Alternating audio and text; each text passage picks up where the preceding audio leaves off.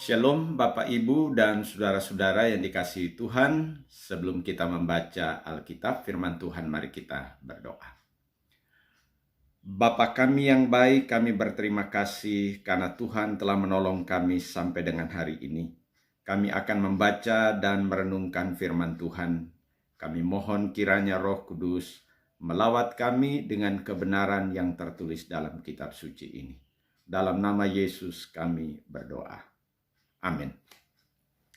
Bapak Ibu yang dikasihi Tuhan, firman Tuhan pada hari ini terambil dari kitab Keluaran, pasal yang ke-24, ayat 12 sampai ayat yang ke-18, demikian firman Tuhan.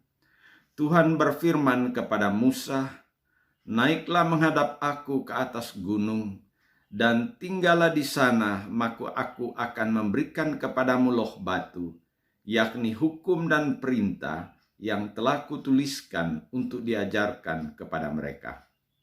Lalu bangunlah Musa dan Yosua abdinya, maka naiklah Musa ke atas gunung Allah itu.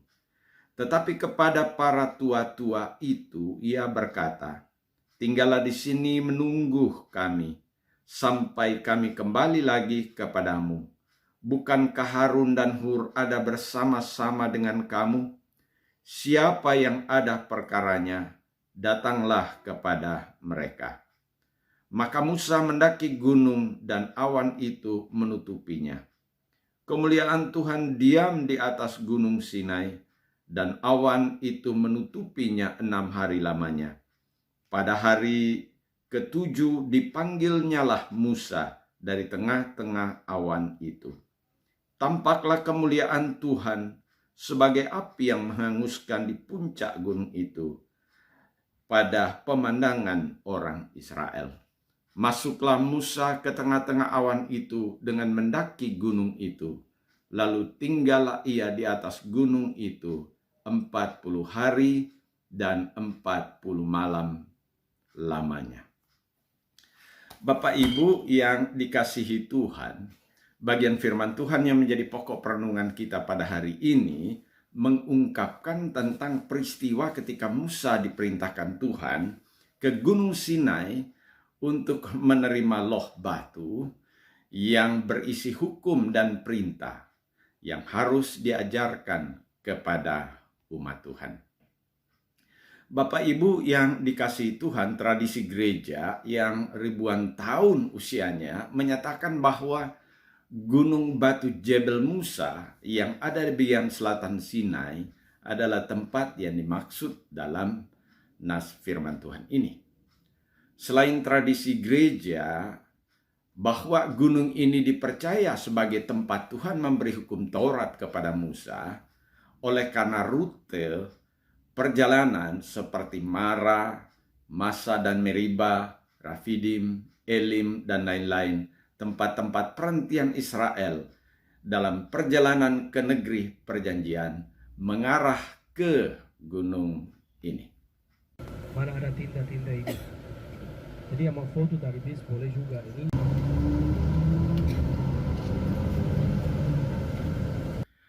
Alkitab menuliskan bahwa kemuliaan Tuhan diam di atas gunung Sinai dan awan menutupi gunung itu 6 hari lamanya. Dan pada hari yang ketujuh Tuhan memanggil Musa, ayat yang ke-16. Kemuliaan Tuhan nampak jelas seperti nyala api yang menghanguskan pada pemandangan orang Israel, ayat yang ke-17.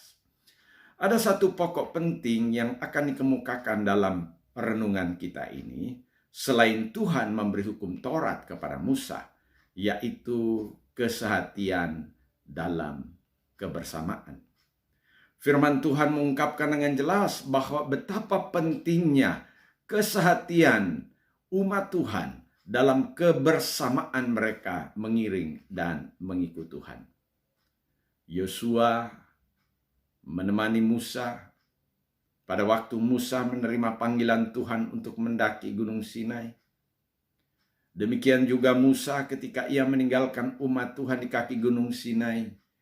Ia juga berpesan kepada para tua-tua supaya ada kesehatian dan kebersamaan dengan Harun dan Hur dalam upaya mereka melayani umat Tuhan. Pesan Musa juga sekaligus mengungkapkan isi hati Musa yang sangat rindu supaya umat Tuhan tetap sehati dalam kebersamaan mereka mengiring Tuhan. Bapak Ibu yang dikasihi Tuhan, tentu nas firman Tuhan ini tidak hanya berbicara tentang Musa atau para tua-tua, Yosua, Harun, dan Hur, serta umat Tuhan, tetapi sekaligus juga menjadi ajaran bagi jemaat Tuhan pada masa kini. Oleh karena ada banyak masalah, pergumulan, kesusahan, pertikaian, pertengkaran di dalam kehidupan sehari-hari sebagai jemaat, bahkan dalam kehidupan kita sebagai keluarga terjadi. Oleh karena tidak sehati dalam kebersamaan kita sebagai orang yang percaya kepada Tuhan. Bagaimana dengan kita pada hari ini? Kiranya Tuhan Yesus Kristus, Kepala Gereja, menolong kita dalam kehidupan kita tiap-tiap hari. Amin. Mari kita berdoa. Bapa kami berterima kasih. Kami sudah membaca Alkitab. Kami telah merenungkannya bersama. Kami rindu lagi Tuhan Yesus Kristus menolong kami dalam kehidupan kami tiap-tiap hari. Terima kasih banyak ya Tuhan Allah kami. Dalam nama Tuhan Yesus kami berdoa. Amin.